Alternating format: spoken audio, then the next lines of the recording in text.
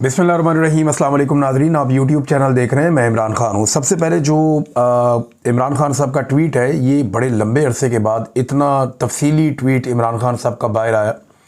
और ये जो ट्वीट है, ये 3 ट्वीट्स के ऊपर उनकी पूरी तहरीर आई है, क्योंकि इमरान खान साहब की फैमिली वहाँ पर मौजूद थी, कुछ जर्नलिस्ट भी वहाँ मौजूद थे, वकला भी मौजूद थे, और एक समात है जो बड़ी लंबी चली है।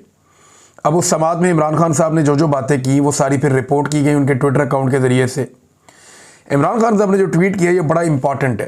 इसमें बहुत सारी अहम चीज़ें हैं और कुछ अहम हदायत भी हैं जो इमरान खान साहब ने दी हैं, और ये उन्हें बड़े अरसे के बाद मौका मिला कि वो इतनी तफसील के साथ बात करें। रात गए ये ट्वीट जो है, ये मंजर आम पे आए। इसके 3 हिस्से हैं, क्योंकि एक मरतबा में इतनी लंबी तहरीर लिखी नहीं जा सकती ट्विटर पर। तो इमरान खान साहब ने क्या कहा, ज़रा ये गौर से सुनिएगा। इसमें आपको पूरा मंजरनामा नज़र आ जाएगा कि इमरान खान साहब कहाँ लेकर जाना चाहते हैं तहरीक को, सिचुएशन को, और वो क्या देख रहे हैं इस वक्त, वो किस सिचुएशन में है। वो ये कहते हैं जी, कॉमनवेल्थ की 8 फरवरी के इलेक्शन पर जो रिपोर्ट लीक हुई है, उसने भी इंतखाबी धांधली का पोल खोल दिया कि कैसे बेशर्मी और डिटाई से हमारा मैंडेट चोरी किया गया। कॉमनवेल्थ के मुताबिक ये रिपोर्ट पहले ही सरकारी सतह पर हुकूमत पाकिस्तान को दे दी गई थी, मगर यहाँ सिकंदर सुल्तान राजा जैसे बेज़मीर लोग हैं जिन्होंने इंतखाबी चोरी की सहूलतकारी समेत उस पर पर्दा डालने में भी भरपूर किरदार अदा किया। पाकिस्तान में वोट चोरी का कानून सख्त है और ऐसा करने पर आर्टिकल 6 का नफाज होता है। याद रखें, गद्दारी का मुकदमा है ये, और गद्दारी की सज़ा पाकिस्तान के अंदर फिर वो आप जानते हैं, ये हाई ट्रिजन केस है, बड़ा केस है, आर्टिकल 6। लेकिन मुल्क में इस वक्त आसिम ला के सिवा सब कानून ख़त्म हो चुके हैं। यहाँ पर लियाकत चट्टा जैसे लोग काबिल तहसीन हैं, जिन्होंने अपने ओहदे पर ज़मीर की आवाज़ को तरजीह दी। इस चोरी के बाद अवाम का कत्लेआम किया गया और 26वीं आइनी तरमीम की गई। इस तरमीम के ख़िलाफ़ भी जिन जजेस ने आवाज़ बुलंद की, वो तारीफ़ के काबिल हैं। धांधली पर कायम हुकूमत को कानूनी तौर पर कबूल करने का वक्त अब ख़त्म हो चुका है, इसीलिए सेनेट और पार्लिमानी कमेटियों से इस्तीफ़े दे दिए गए हैं। अपने अरकान पार्लियामेंट को पैगाम देना चाहता हूं कि मुल्क में नाफिज आसिम लॉ से बिल्कुल ना घबराएं, ना ही जेल से घबराएं। एक फ़र्द वाहिद अपने इक़्तिदार की हवस को पूरा करने की खातिर आपको दबाना चाहता है। आप जितना इनसे डरेंगे, ये उतना ही आपको दबाएंगे। आप हक पर हैं और हक और सच इंसान को बहादुर बनाता है और हक की ही फतह होती है।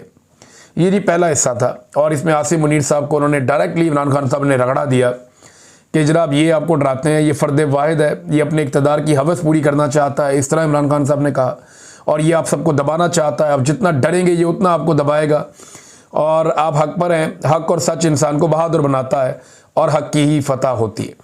अब आ जाए इसका जो दूसरा हिस्सा ट्वीट का, उसमें इमरान खान साहब ने अब अफ़गानिस्तान, पाकिस्तान और ये जो अमन व अमान के और दहशतगर्दी के मामलात हैं, इनको एड्रेस किया है। अफ़गानों और कबायली अवाम के साथ भी 9 मई की तर्ज पर ही एक फॉल्स फ्लैग रचाया जा रहा है।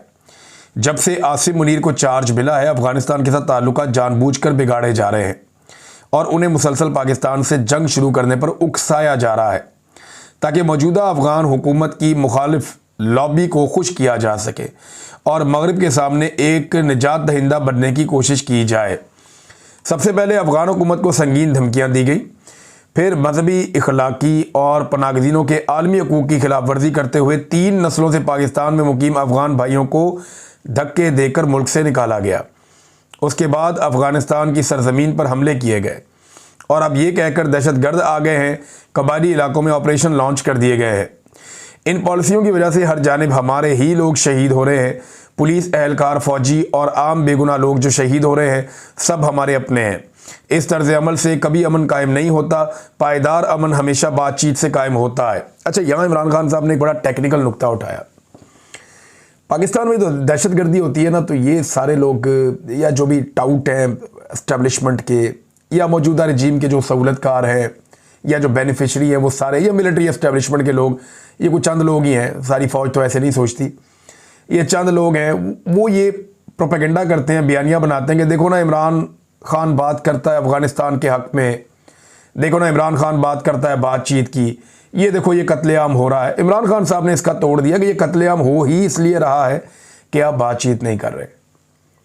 अल्टीमेटली आपको बातचीत करनी पड़ेगी, जितनी मर्जी आप लड़ाई करें। यूक्रेन और रशिया की लड़ाई गुज़िश्ता 3.5 साल से लगी हुई है। एक दिन आएगा वो बैठेंगे और बातचीत करेंगे, मसला हल हो जाएगा। ये मसले जो है वो टेबल पे ही हल होते हैं। ये मुमकिन नहीं है कि आप टेबल के बगैर मसला हल कर दें। आपको अफगानिस्तान फतह नहीं करना और उन्होंने पाकिस्तान फतह नहीं करना। तो इमरान खान साहब ने कहा कि जो पायदार अमन बातचीत से ही होता है। अब अफगानिस्तान और कबायली इलाकों में अमन के क़याम के लिए 3 फरीकों को साथ लेकर चलना नागुज़ीर है। सबसे पहले पाकिस्तान के कबायली इलाकों की अवाम, दूसरे अफ़गान हुकूमत और तीसरे अफ़गानिस्तान की अवाम।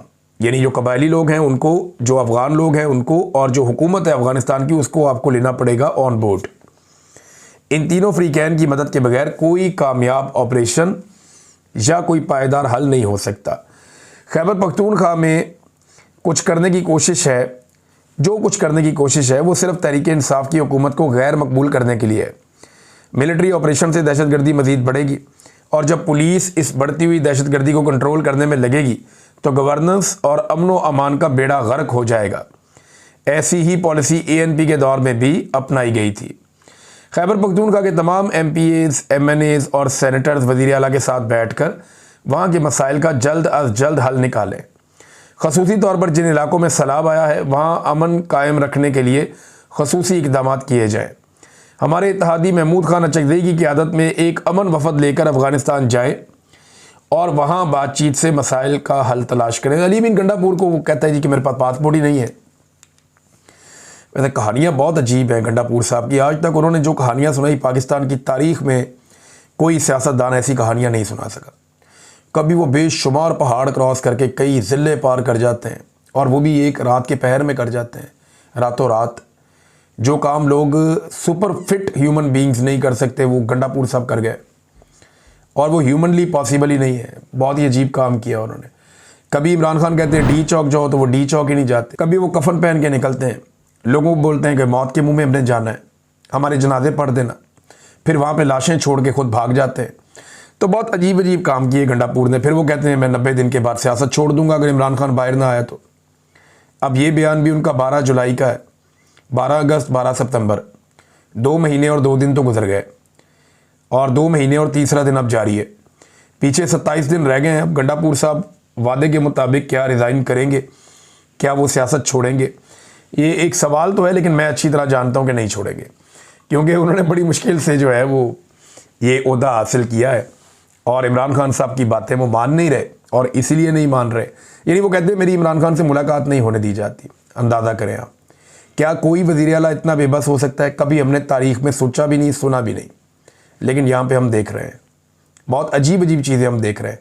जी मेरा पासपोर्ट नहीं है मेरे पास, ये भी बहुत अजीब चीज़ है। जी मैं अफ़गानिस्तान नहीं जा सकता।